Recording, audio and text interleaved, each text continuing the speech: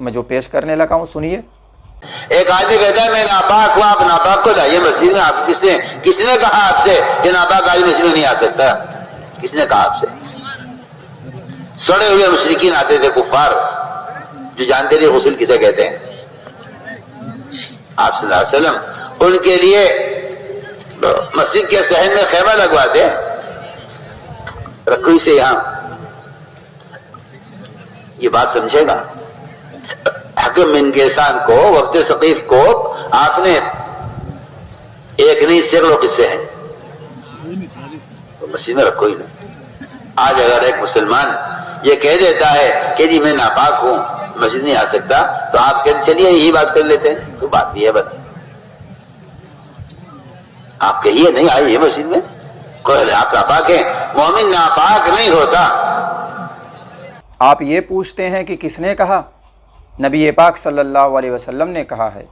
چنانچہ ابو داؤد، ابن خزیمہ اور بیہقی کے اندر نبی پاک صلی اللہ علیہ وسلم کی یہ روایت مروی ہے، انی لا احل المسجد لحائض ولا جنب، کہ میں حلال نہیں گردانتا مسجد کو حائضہ کے لیے اور جنبی کے لیے، یعنی آدمی حالت جنابت میں ہو، ناپاک ہو تو مسجد میں جانا اس کے لیے حلال نہیں ہے، یہ نبی پاک صلی اللہ علیہ وسلم بیان فرما رہے ہیں۔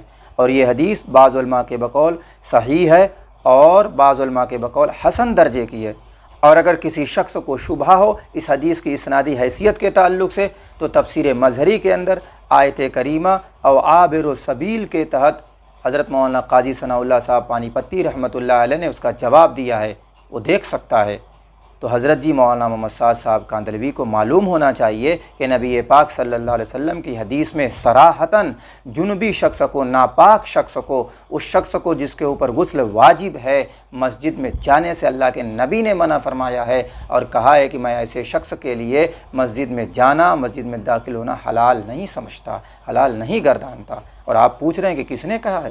اور کسی حنفی عالم نے جنبی شخص کے مسجد میں داخل ہونے کے جواز کی بات نہیں کی ہے۔ اور حضرت ہیں کیا کہنا چاہ رہے ہیں کہ اگر کوئی آپ گشت میں گئے یہ کہہ دے کہ میں ناپاک ہوں تو اس کو چھوڑو مت، اس کو مسجد میں لے آؤ۔ کس نے تمہیں مسجد میں لانے سے روکا ہے؟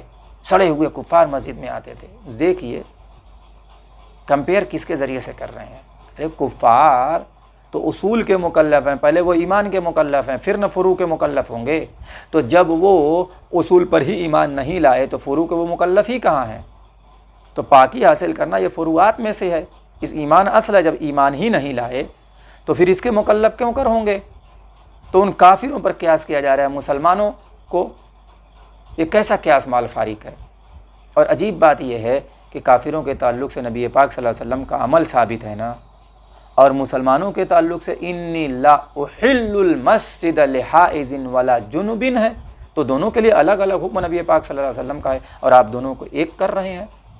یہ اپنی شریعت بتلا رہے ہیں، آپ اپنا مسئلہ بتلا رہے ہیں۔ جو چیز مسلمانوں کے یہاں بطور خاص فقہائے احناف کے یہاں حرام ہے، تمام کتابوں کے اندر یہ بات حرمت لکھی ہوئی ہے، آپ اس کو حلال گردان رہے ہیں۔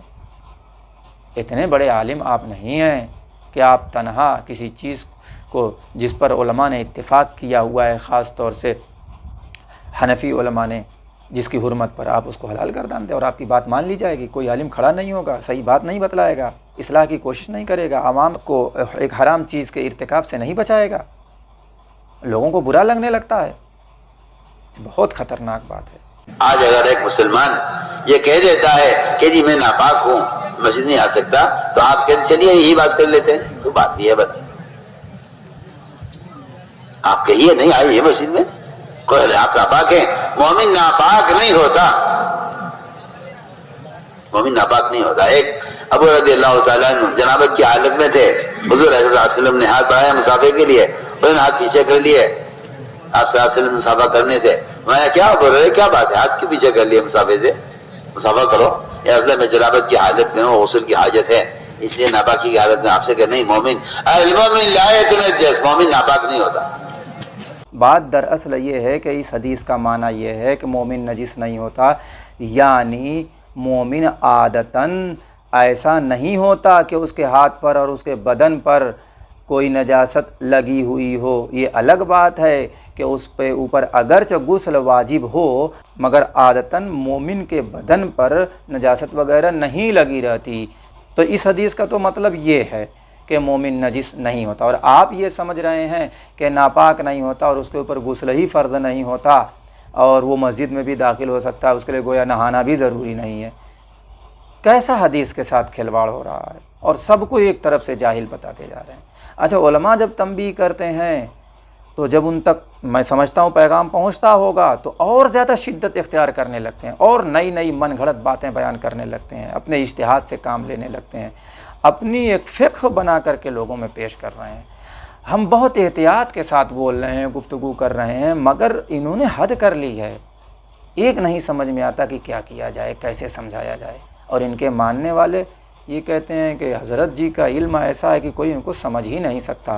اللہ تعالیٰ ضلالت و گمراہی سے ان کی بھی اور ہماری بھی، ان کے ماننے والوں کے بھی اور ہم سب کے ماننے والوں کو بھی اللہ تعالیٰ حفاظت فرمائے، اور اللہ تعالیٰ راہ راست پہ سب کو چلائے، سب کے ایمان کی اعمال کی اللہ تعالیٰ حفاظت فرمائے۔